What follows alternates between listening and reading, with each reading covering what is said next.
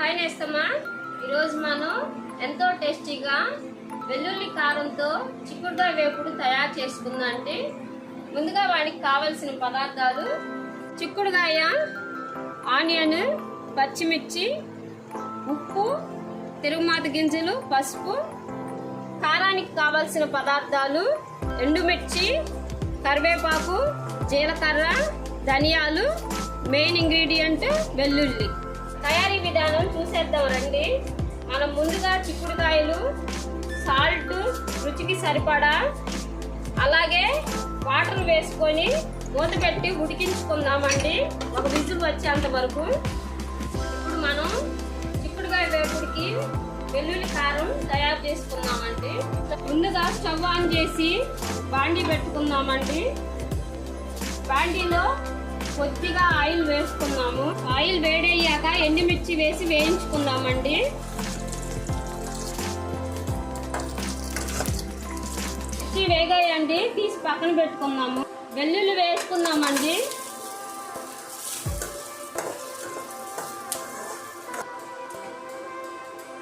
చివరిగా ధనియాలు, జీలకర్ర, కరివేపాకు వేసి వేయించుకుందామండి.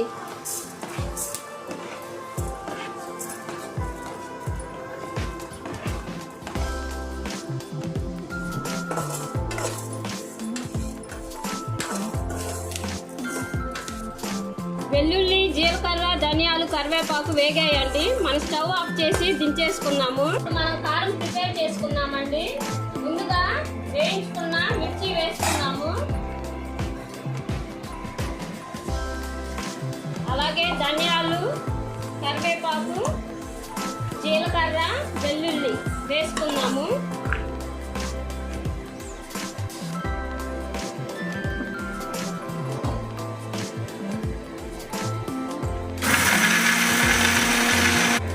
రెడీ అయిందండి.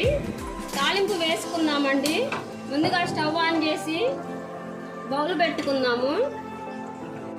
బౌల్ వేడయ్యాక ఆయిల్ వేసుకున్నామండి. వేడయ్యాక తాలింపు గింజలు వేసుకున్నామండి. ఆనియన్ వేసుకున్నామండి,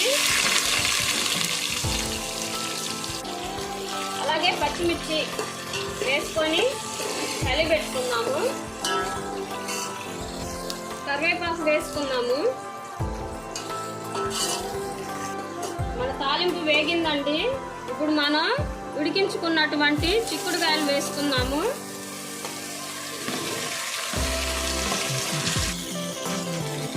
కొంచెం పసుపు వేసుకుందామండి. వేసుకొని కలుపుకున్నాము.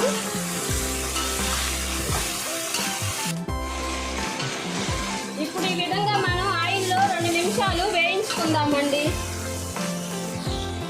చివరిగా మనం వెల్లుల్లి కారం వేసి 1 నిమిషం పాటు వేయించుకుందామండి.